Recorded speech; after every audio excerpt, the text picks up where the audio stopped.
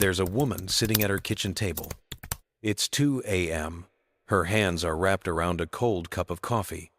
She's been replaying the same thoughts for hours. What if it all falls apart? What if I can't fix it? What if tomorrow never gets better? Outside, the world is silent. Inside, her mind is a storm. She doesn't see it yet, but her suffering isn't coming from what's happening. It's coming from her attempt to control what hasn't even happened. And that's the strange truth no one tells you. The more you try to control life, the less alive you feel. There's a kind of freedom that only appears when you stop fighting, when you stop forcing the world to move the way you want it to. It's not loud. It doesn't announce itself. It simply arrives the moment you loosen your grip. When you no longer chase the what-ifs or the should-have-beens, something soft begins to unfold. It's like the breath you've been holding for years finally escapes your chest. That's when life, quiet, simple, unhurried, starts to flow again. You start to realize anxiety was never the enemy. It was just a signal showing you how hard you've been trying to control the uncontrollable. And in that realization, something inside you whispers, what if letting go isn't giving up? What if it's coming home? Because control is a cage made of fear built by the mind, kept alive by the illusion that safety comes from certainty. But certainty is a myth. Nothing in life is fixed. Not the weather, not people, not even the thoughts that pass through your head. Everything changes, that's its nature. And the moment you begin to trust that flow, you step into a freedom no plan could ever give you. The kind of freedom that feels like standing in sunlight after years of living in shadow. Before we go deeper into this reflection, take a moment, breathe in, and let your shoulders drop. If this message touches something inside you, if it reminds you of that quiet truth you've always known but somehow forgot, then please, support this space of mindfulness. Like, share, or subscribe to Buddhist Wisdom, and help this light reach someone who might need it tonight. Because every act of sharing is a ripple of healing. Now, let's explore this strange paradox together. Why does real peace begin only when we stop trying to control life? And what happens to the heart when it finally learns to trust the flow? 1. True strength is found in surrender. There was a man named Daniel. To everyone around him, he looked strong, confident, in control. He had a stable job, a home, a family that loved him. But inside, he was exhausted. Every day felt like a battle he couldn't win. He tried to control everything, his work, his emotions, even the way others saw him. And the more he tried to hold things together, the more life seemed to fall apart. One evening, as the sun began to set behind his office window, Daniel sat in silence. His hands trembled slightly on the desk. He had done everything right, yet nothing felt right anymore. He whispered to himself, "Why does it all still feel so heavy?" That night, he couldn't sleep. His mind ran in circles, plans, regrets, what-ifs. Until finally, in the middle of that storm, something within him simply broke open. Not in defeat, but in honesty. He said softly, "I don't know anymore. I don't know how to keep fighting like this." And in that moment, something unexpected happened. He didn't feel weaker, he felt lighter. The tightness in his chest began to fade. It was as if, by admitting he couldn't control everything, he had opened the door to something much greater. Buddha once said, "When I let go of what I am, I become what I might be." Daniel didn't understand it fully then, but that night, he began to feel it. You see, true strength doesn't come from holding on. It comes from the courage to release, to trust that life has its own rhythm, its own timing. When we stop pushing against what is, the universe starts moving for us. The next morning, Daniel walked to work differently. The streets were the same, the people were the same, but his energy wasn't. He noticed the morning light touching the buildings. He felt the wind against his skin. He breathed not to control, but to feel alive. For the first time in years, he wasn't chasing. He was allowing. And that small shift from control to surrender began to change everything. The problems didn't disappear overnight, but his relationship to them did. He stopped asking, "Why is this happening to me?" and started wondering, "What is this trying to teach me?" That's when real strength began to grow. Not the kind that clenches its fists, but the kind that opens its hands. Because surrender isn't giving up. It's giving over to trust, to patience, to something wiser than your fear. Buddha taught that suffering arises from attachment, from clinging to how things should be. But when we see clearly, we understand. Everything moves according to its nature. The rain doesn't rush the flower to bloom. The ocean doesn't fight the tide. And when we live like that, flowing, not forcing, we begin to touch freedom. Daniel began to live by one quiet mantra. Do your best, then let the rest unfold. He still worked hard. He still cared deeply. But he no longer tried to control outcomes. And, strangely, the less he tried to force life, the more life opened in front of him. Opportunities appeared. People who once seemed distant came closer. Even his own mistakes began to look like lessons, not failures. That's the paradox of surrender. When you stop trying to be strong, you discover a deeper strength, one that doesn't depend on circumstances. It's the strength that comes from peace, from knowing you are not the storm, but the sky holding it. So if you're tired of fighting with life, maybe it's not more effort you need. Maybe it's gentleness. Maybe it's the quiet courage to say, I trust the timing of my path. Because in surrender, there is wisdom. In letting go, there is power. And in that stillness, you may finally find the freedom you've been searching for all along. 2. Fear is a seed. Have you ever noticed how fear seems to grow on its own? As if the more you try to avoid it, the stronger it becomes? There was a time when Emma, a woman in her 40s, lived each day in quiet worry. Fear of failure, fear of loss, fear of not being enough. Every morning, before her feet even touched the floor, her mind was already awake, planting seeds of anxiety that would grow wild through her day. She didn't know it then, but she was tending a garden she never meant to plant. One day, while scrolling through her phone during another sleepless night, she came across a short line from the Buddha.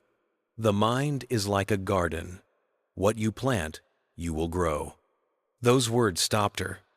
For the first time, she realized her thoughts were not just passing clouds, they were seeds. And every time she fed her fear, she was watering it.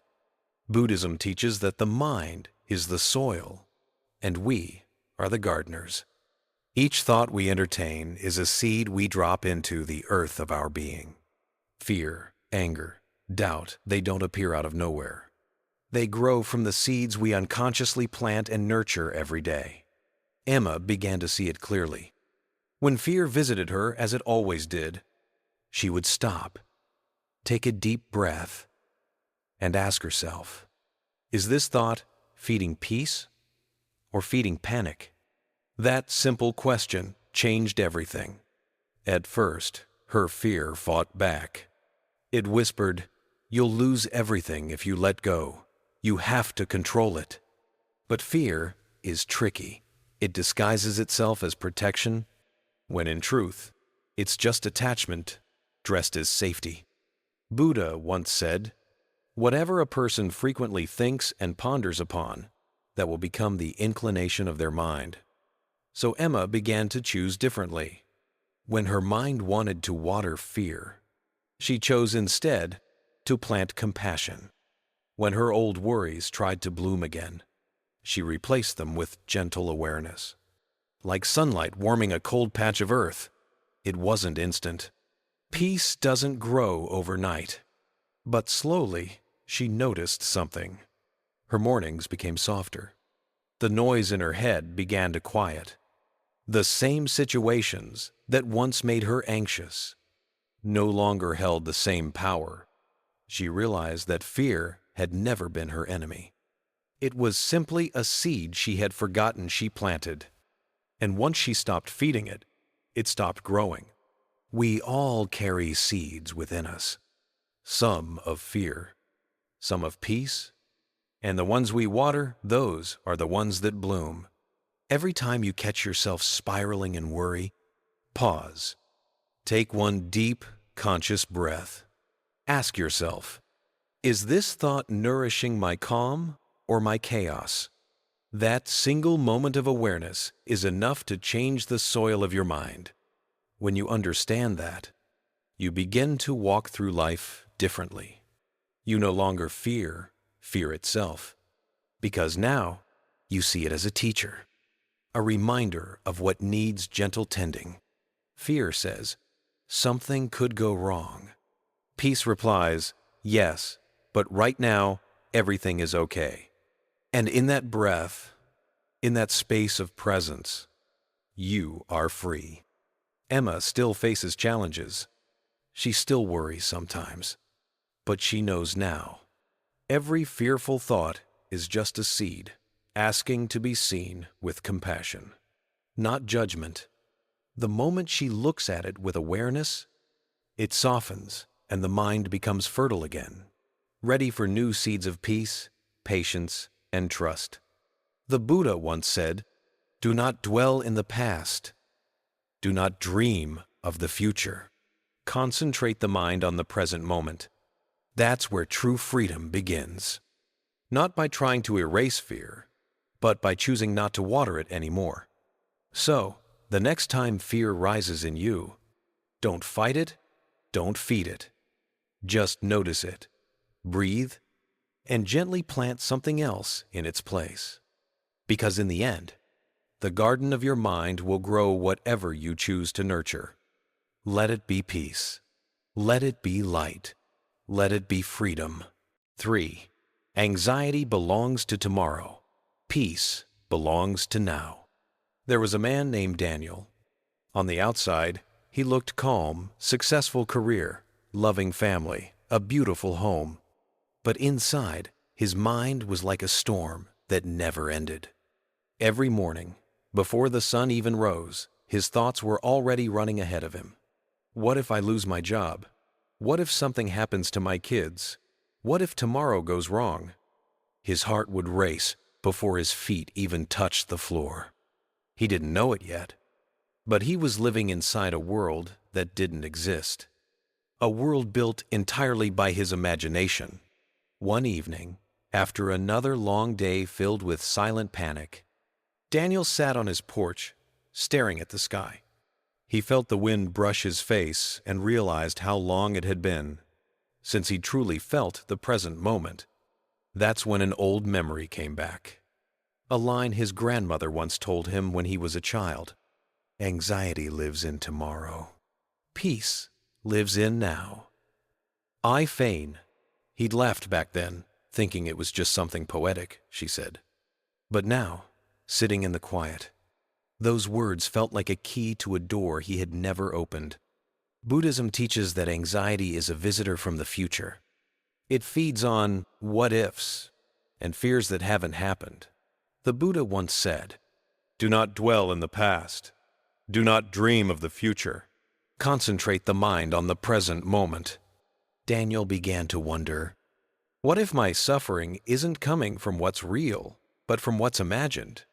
He took a slow, shaky breath, and for the first time, he noticed the sound of his breath itself. It was uneven, tired, anxious. So he tried again. Inhale, exhale, just this. At first, it felt useless. His mind kept running. What about tomorrow's meeting? What if I forget something important? But every time his thoughts ran toward tomorrow, he gently brought them back to this one breath. And slowly, something began to shift.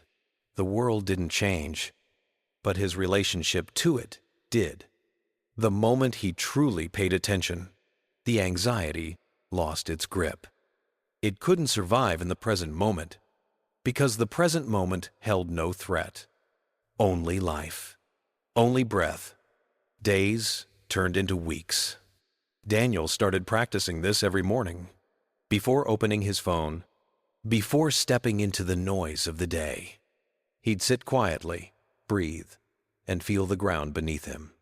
Sometimes he still felt fear, but now he could see it more clearly. He realized fear was not the enemy. It was just a signal, a reminder that his mind had wandered too far ahead. Every time he came back to the present, the fear softened like mist under the morning sun. One day, his young daughter ran up to him with a flower in her hand. "Daddy, smell this," she said. He bent down, inhaled, and smiled. Not because of the flower, but because in that moment, he was completely there. He wasn't in tomorrow.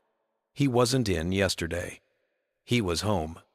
Anxiety belongs to tomorrow. Peace belongs to now. Those words began to live in him. Whenever his heart started to race, he'd pause and whisper to himself, "Come back." And in that instant, the weight would lift. Not because life was perfect, but because he was no longer lost in the illusion of control. He started to understand what the Buddha meant when he said, "The past is already gone. The future is not yet here. There's only one moment for you to live, and that is the present moment." So many of us live like Daniel did, constantly rehearsing the future, as if worrying could somehow protect us. But worry is like holding an umbrella on a sunny day, just in case it rains tomorrow. You end up carrying the weight for nothing. Peace doesn't wait for everything to be perfect. It appears the moment you stop chasing what hasn't happened yet. When you breathe in deeply and truly feel it, you realize this moment is enough. It always was. The mind just forgot how to see it. Each breath becomes a reminder. I am here. Each step becomes a prayer.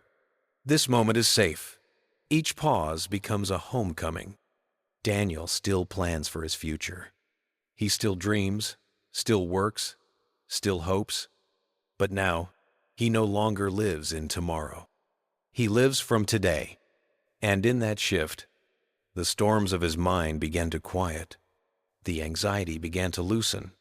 And peace, soft, gentle, unwavering, became his new home. Because peace was never missing. It was simply waiting for him, in the place he'd forgotten to look, right here, right now. For the burden of imagined fears. There was a woman named Claire. From the outside, her life looked peaceful. A quiet home, a stable job, people who cared for her. But inside her mind, it was never quiet. Every night, before falling asleep, she'd replay endless what-ifs. What if I fail? What if I lose everything? What if something terrible happens tomorrow? Her heart would race, even when nothing was wrong. Her body was living in safety, but her mind was trapped in danger. The truth is, most of what she feared never happened. Yet her body reacted as if it already had. That's the thing about the mind. It can't always tell what's real from what's imagined. It writes stories, some beautiful, but many painful. Buddhism teaches that the mind is like a storyteller, constantly weaving tales, some true, some false, and most unnecessary. We suffer not because life is cruel, but because we believe every story the mind tells. One morning, Claire woke up feeling exhausted, not because she hadn't slept, but because she'd been running all night inside her own thoughts. She looked in the mirror and whispered, "I'm tired of being afraid of things that haven't even happened." Her voice cracked. And in that small moment of honesty, something inside her began to shift. That day, while walking through the park, she noticed an old man feeding birds by the pond. He sat there, calm and still, as pigeons fluttered around him without fear. Curious, she asked, "Don't they scare you? What if they fly too close?" "But," the man smiled gently and said, "they come and go as they please. If I feared their wings, I'd never see their beauty." Those words struck her deeply. Maybe she'd been doing the same thing, pushing life away, out of fear of what might happen. That night, she tried something new. When her thoughts began to spiral, the familiar parade of worries marching across her mind, she stopped.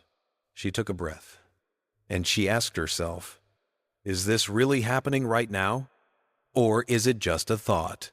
Most times, the answer was silence, because there was nothing actually happening, just her imagination, painting monsters on the walls of her mind. The Buddha once said, "The mind is everything. What you think, you become." When Claire heard this teaching later in a small meditation group, it all made sense. Her fears weren't enemies. They were creations, her own untrained thoughts, asking to be seen with compassion. So she began to treat her fear differently. Instead of fighting it, she listened. When anxiety came, she would breathe and whisper, "I see you, but not today." Over time, she noticed something extraordinary. The less she believed her fearful thoughts, the lighter she felt. It wasn't that life got easier. It was that her mind became clearer. She started to see how many of her battles were never with the world. They were with her own imagination. Like a shadow that disappears when light touches it, her fears began to fade. Whenever she brought her full awareness to the present, she realized something profound. Freedom doesn't come from controlling every outcome. It comes from questioning every illusion. When she learned to ask, "Is this real? Or just a story I'm telling myself?"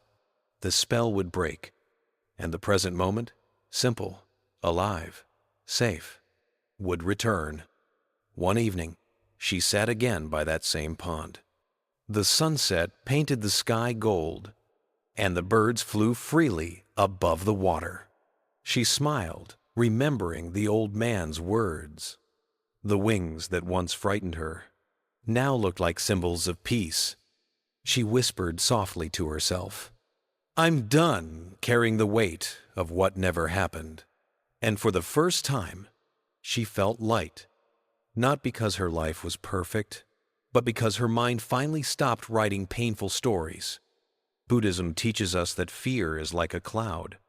It can cover the sky, but it cannot stop the sun. Every time we question our thoughts, we let light back in. Every time we stop believing the mind's stories, we step closer to truth. The world outside doesn't always bring suffering. The world inside does. When we forget that most of our fears are only imagination. So the next time your mind begins to tell you a story of danger, pause, take a breath, and ask yourself gently, "Is this happening now?" If it isn't, let it go. Don't fight the shadows. Just turn toward the light, because the weight of imagined fears was never yours to carry, and peace has been waiting for you, right where you are, all along. 5. Control blocks faith. There was once a man named Daniel. He was the kind of person who needed everything to go according to plan. He would wake up each morning, check his schedule, and think, "If I can just control every detail, nothing will go wrong." But life, as you and I know, doesn't follow our plans. When one thing slipped out of his hands, Daniel would spiral. He'd worry, blame himself, and tighten his grip even more, trying to bend the world into his shape. The more he tried to control, the more exhausted and anxious he became. And deep inside, He felt like he was losing something he couldn't name. One evening, after another day that didn't go his way, Daniel went for a walk in the park. The sun was setting, painting the sky in gold and rose. He sat under a tree and whispered, "Why do I feel so tired, even when I'm doing everything right?" At that moment, an old monk sitting nearby smiled and said softly, "My friend, you are tired not because you have too much to do, but because you are holding too tightly to what you cannot control." Daniel turned to him, curious. The monk continued, "When you try to control life, you are secretly saying, 'I don't trust life to care for me.' Control is the silent declaration that says, 'I must be the one holding everything together.'" Those words hit Daniel deeply. He realized that his constant need to manage, predict, and fix was not strength, it was fear. Fear that life might fall apart if he didn't hold on. Fear that he might lose what he loved. Fear that the unknown couldn't be trusted. The monk smiled again and said, "Faith is not about being passive. It is not sitting still and hoping things work out. It is about trusting the process, knowing that every seed you plant will sprout in its own time." Daniel asked, "But if I stop controlling, won't things fall apart?" The monk shook his head gently. "Have you ever seen how a flower blooms? It doesn't push the petals open. It simply receives sunlight, water, and time. Control is like forcing the petals apart. You might destroy what's meant to unfold naturally." That night, Daniel couldn't stop thinking about it. He looked around his apartment. The sticky notes, the endless to-do lists, the rigid plans. And for the first time, he realized how heavy his own control had become. So he decided to experiment. Just one small thing. He stopped trying to control how people saw him. Instead of planning every conversation, he spoke from the heart. And to his surprise, people responded with warmth. They listened, they laughed, they connected. It felt real. Slowly, Daniel began to loosen his grip. He started to let life breathe again. He didn't stop caring. He just stopped forcing. When something didn't go as planned, he paused, breathed, and reminded himself, "Maybe this too is part of the plan I cannot yet see." And strangely enough, the more he trusted, the better life seemed to flow. Opportunities appeared when he least expected. People showed up at just the right time. The right words came when he stopped overthinking. It was as if the universe had been waiting for him to step aside, so it could finally do its work. One day, he met the monk again and said, "I finally understand. Letting go isn't giving up. It's giving space for miracles to enter." The monk smiled. "Exactly. When you release control, you open the door for faith. And faith is not blind, it sees what the mind cannot. It trusts that every detour has meaning, and every delay carries a lesson." Daniel looked up at the trees, swaying gently in the wind, each leaf moving on its own rhythm, yet the whole forest still in perfect harmony. He finally saw what the monk meant. So now, when life shifts unexpectedly, when plans fall apart, when people change, when the path becomes uncertain, he whispers to himself, "I trust this too." Because control blocks faith, and faith is the quiet knowing that you are already being carried. Buddha once said, "When you realize how perfect everything is, you will tilt your head back and laugh at the sky." So today, whatever you're holding too tightly, a plan, a person, a fear, breathe and loosen your grip. Let life breathe with you. Let it show you that you are not alone in the process. Sometimes, it's only when you stop controlling that you finally begin to see. the quiet perfection unfolding beneath it all. 6. Letting go is how you begin to grow. There was a woman named Maya. For years, she carried the weight of her worries like a heavy backpack she could never take off. She worried about her job, her future, the people she loved, and even the things that hadn't happened yet. Every morning, she woke up with a knot in her chest, thinking, if I just hold everything together, maybe nothing will fall apart. But the truth was, everything was falling apart, quietly, inside her. Her laughter faded. Her dreams became smaller. Even her voice softened into silence. One day, after another long night of overthinking, Maya sat by her window and whispered to herself, "Why do I feel like I'm shrinking?" Outside, the wind moved through the trees, carrying away the old leaves. And something about that sight made her pause. A question arose gently in her mind. If nature lets go every season to renew itself, why can't I? The next morning, she went to visit an old Buddhist teacher she had once met during a retreat. She told him everything, how she was tired of trying, how she was afraid that if she stopped holding on, life would crumble. The teacher listened quietly. Then he smiled and said, "Maya, have you ever watched how a river flows?" She nodded. He continued, "When you try to hold the water in your hands, what happens? It slips through." She said softly. He smiled. That's what happens when we try to hold life too tightly. We lose its flow. We shrink our world to fit our fear. Those words lingered in her heart. For days, she thought about them, about how her need to control, to cling, to plan every detail, had slowly turned her life into a cage made of invisible bars. She realized that her anxiety was not protecting her. It was protecting her fear of loss. And yet, by guarding herself so carefully, she had also locked herself away from joy, from peace, from growth.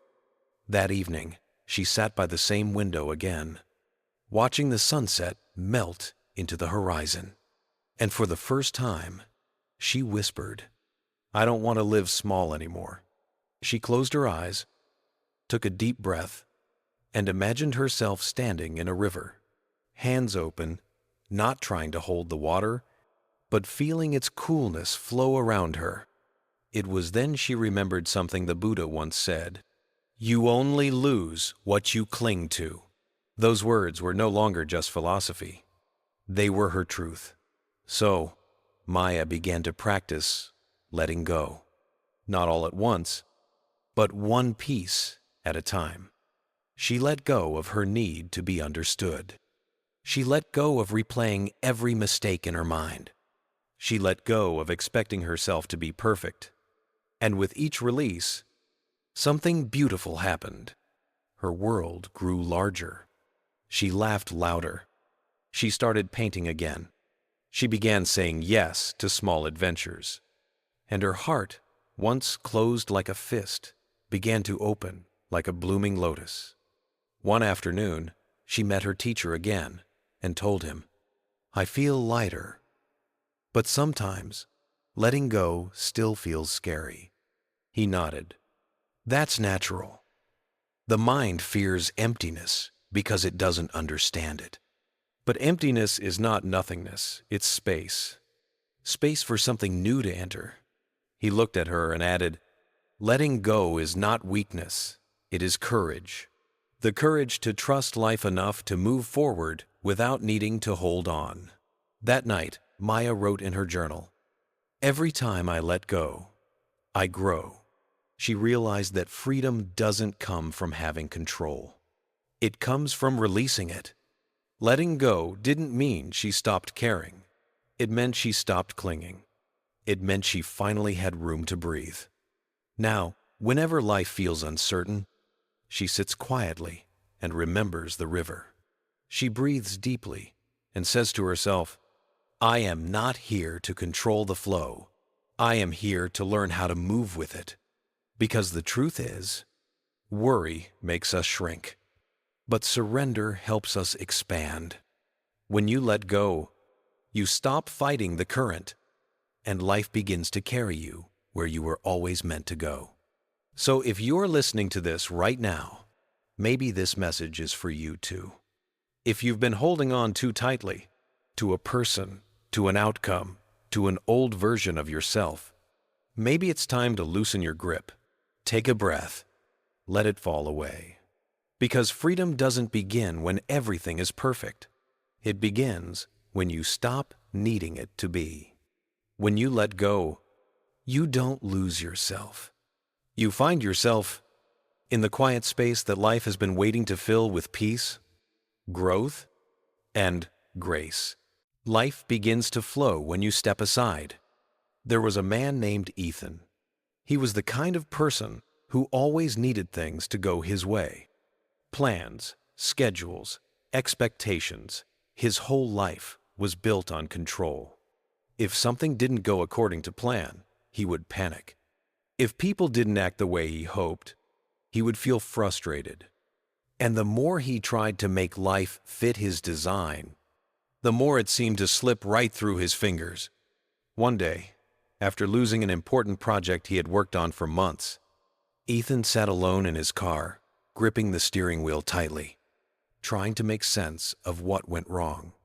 He whispered to himself, "Why does everything fall apart when I try so hard to keep it together?"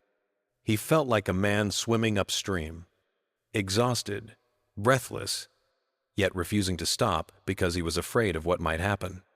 If he simply let go. That weekend, a friend invited him to a meditation retreat. Ethan went, mostly out of exhaustion, hoping to find some answers or maybe just some peace. The first morning, the teacher spoke softly to the group. He said, "When you stop trying to push the river, you'll realize it's already carrying you." Ethan didn't understand. What does that even mean? He thought. He had spent his entire life believing that if he didn't push, nothing would move. Later that day, during walking meditation, he noticed a small stream beside the path. A leaf had fallen onto the water.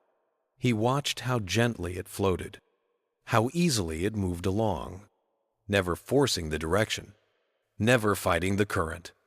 Something about that image stayed with him. For the first time, he wondered, what if life doesn't need me to control it? What if life knows where it's going, even when I don't? When the retreat ended, Ethan returned home with that question echoing inside him. But life, as always, had its own lessons waiting. A few days later, his plans fell apart again. A deal was canceled. A close friend disappointed him. And once again, the old urge rose up to fix, to push, to force everything back into place. But then, he remembered the leaf. He took a deep breath, sat down, and whispered, "Maybe I can step aside this time." At first, it felt uncomfortable. Doing nothing felt like failure. Silence felt like weakness. But as the hours passed, something strange happened. The world didn't fall apart. In fact, small miracles began to unfold. The client who canceled called back unexpectedly. They wanted to work together after all. The friend who had hurt him reached out and apologized. And Ethan realized something simple yet profound. When he stopped interfering, life started to move on its own. He returned to see his teacher and told him what happened. The teacher smiled gently and said, "Ethan, when you step aside, life flows through you instead of against you." He continued, "The Buddha once said, 'Peace comes when we stop struggling with what is.' You have spent years throwing stones into your own river, trying to control its path, but every stone only made the water murky." He paused. "When you stopped, the water cleared itself. It always does." Ethan sat quietly, letting those words sink in. He realized that his entire life, He had confused control with safety. He thought the tighter he held things, the safer he would feel. But true peace wasn't in control. It was in trust. Trust that life has its own intelligence. That sometimes the detour is the path. That the pauses, the stillness, and even the uncertainty are all part of something wiser than our plans. From that day on, Ethan began to live differently. He still made plans, but he no longer worshiped them.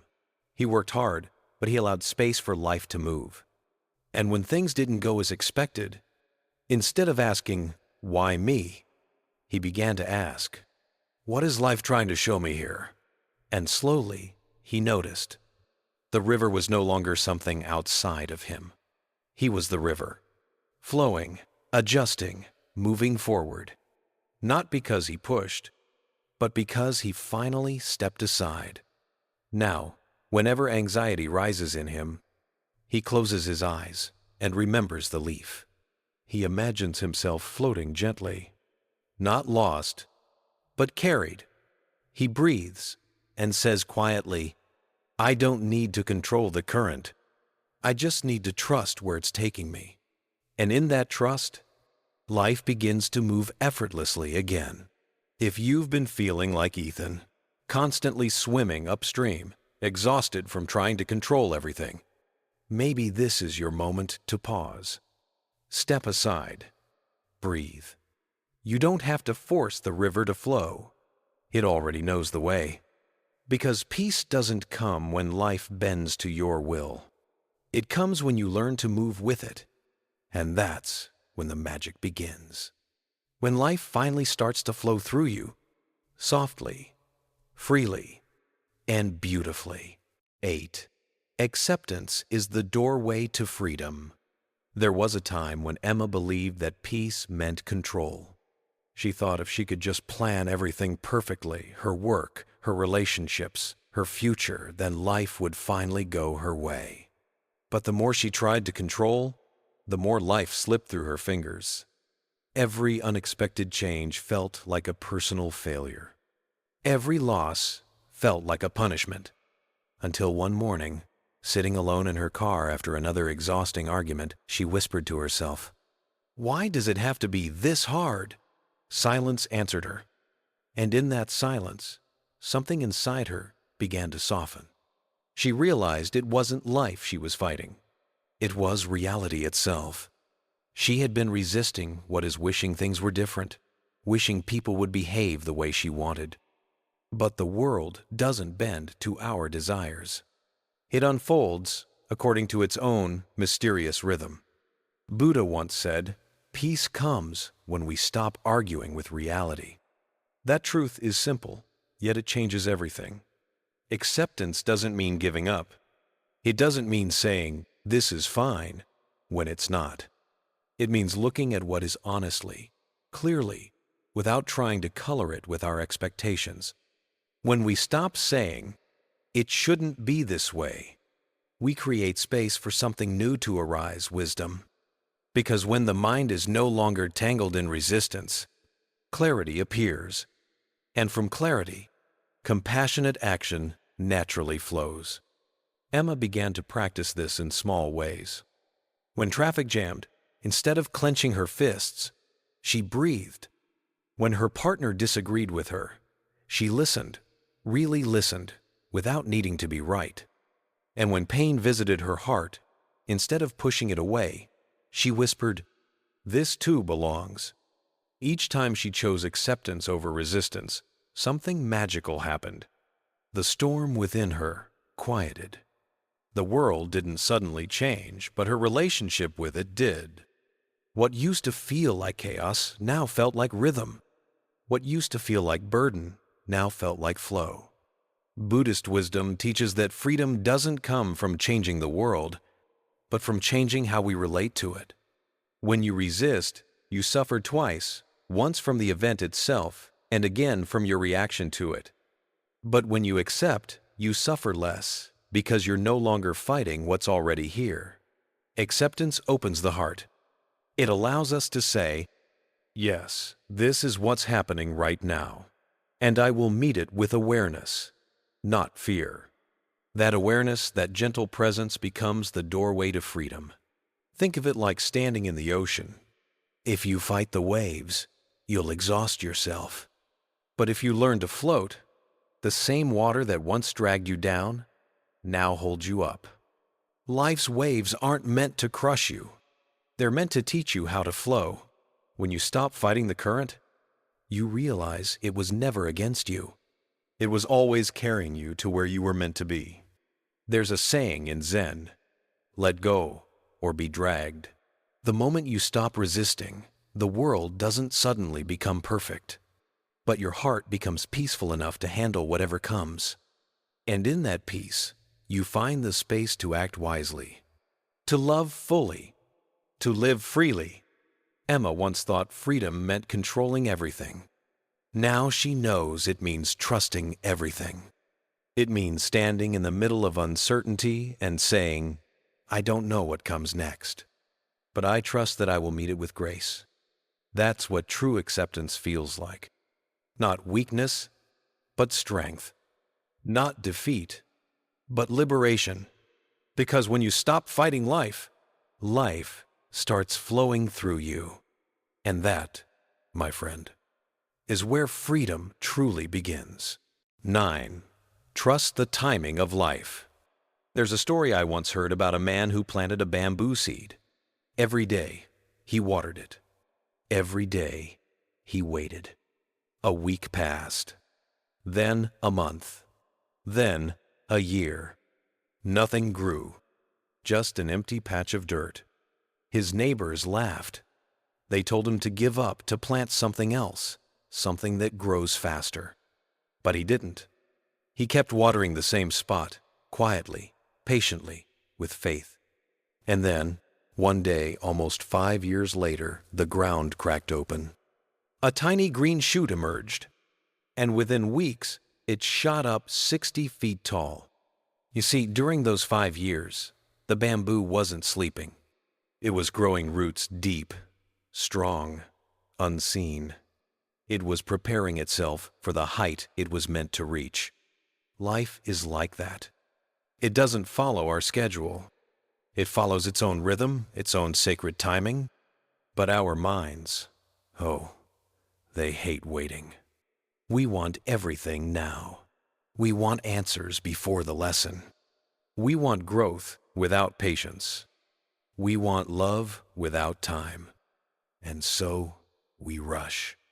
We push. We compare. We look at others and think, they're ahead of me. They're already there. What's wrong with me? But here's the truth. Nothing's wrong. You're simply growing roots. In Buddhist teachings, there's a gentle wisdom that says, when the fruit is ripe, it falls on its own. No amount of worry can make a flower bloom before it's ready. No amount of fear can make your moment arrive before its time. When we force, we disturb the natural flow. We dig up the soil to check if the seed is growing. We lose faith in what we cannot see. But when we trust the timing of life, we allow the unseen roots to form. We let time do its sacred work. There was a time when Maya, a young artist, almost gave up on her dream.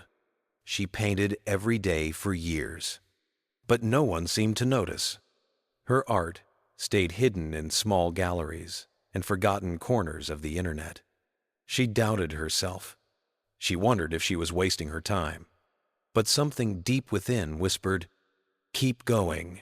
Your time will come." So she did. She kept painting, not for fame, not for approval, but for the quiet joy of creation. Then one evening, a collector stumbled upon her work. Within months, her paintings were everywhere, in exhibitions, in magazines, in homes across the world.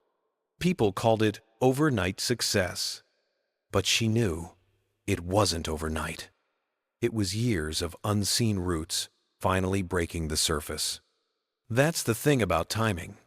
You can't rush divine order. The Buddha once said, "Do not be impatient for results. Even the most sacred tree begins as a tiny seed.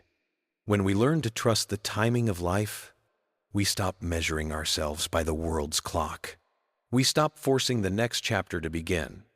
We begin to rest right where we are. Because maybe this moment, this pause, this waiting, isn't a delay. It's preparation. Think of the sun. It doesn't rush to rise. It knows that dawn will come when the world is ready to receive its light. Your life is the same. Every experience, every delay, every heartbreak. It's shaping you for something you cannot yet see. The pain you feel today may be the soil that nourishes tomorrow's wisdom. The waiting you endure may be the breath that strengthens your faith. When you surrender to the rhythm of life, you no longer fear the pace. You begin to flow with it, step by step, moment by moment. So if you feel behind, if you're tired of waiting, remember the bamboo. Remember the unseen roots. Trust that your time is unfolding, even if you can't see it yet. Because sometimes the universe delays not to deny you, but to prepare you for what's already on its way. Breathe. You're not late. You're right on time. Everything, every lesson, every meeting, every ending is arriving exactly when it's meant to. All you need to do is stay open, stay present, and let life reveal its timing. One quiet miracle at a time. 10. Peace arises when you stop forcing. There's a story about a monk who once sat by a pond, watching a lotus bloom. A young student approached him, frustrated and restless. He said, "Master, I meditate every day. I read, I pray, I do everything right. But peace still won't come. What am I doing wrong?" The monk smiled gently, looked down at the pond, and said, "Tell me, can you make this lotus open by pulling on its petals?" The student shook his head. "Of course not," he said. "If I try to force it, I'll destroy it." The monk nodded. "That's what you're doing to your peace." We spend so much of our lives forcing things. We try to force outcomes, force people to understand us, force life to go our way. We chase happiness as if it's something we can conquer with effort, as if peace were a mountain we can climb faster if we just push harder. But peace doesn't live in effort. It lives in allowing. It lives in the space we create when we stop trying to control everything. Sarah learned this the hard way. For years, she worked in a demanding job, always striving for perfection. Every morning, she woke up with a list longer than the day itself. If something went wrong, even a small thing, she blamed herself. She believed peace would come after the promotion, after the bills, after the next milestone. But it never did. One evening, she came home exhausted. She sat on the floor, surrounded by half-finished projects and unanswered emails. And for the first time in her life, she whispered to herself, "I can't do this anymore." And that's when something shifted. In that surrender, that quiet moment of giving up the need to control, she felt a strange sense of calm. It wasn't dramatic. It wasn't loud. It was just still.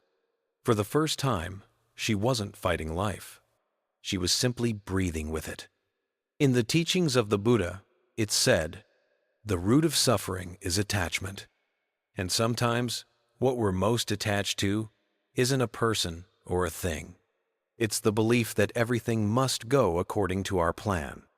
We cling to outcomes, to expectations, to the illusion of control. But the truth is, control is fragile.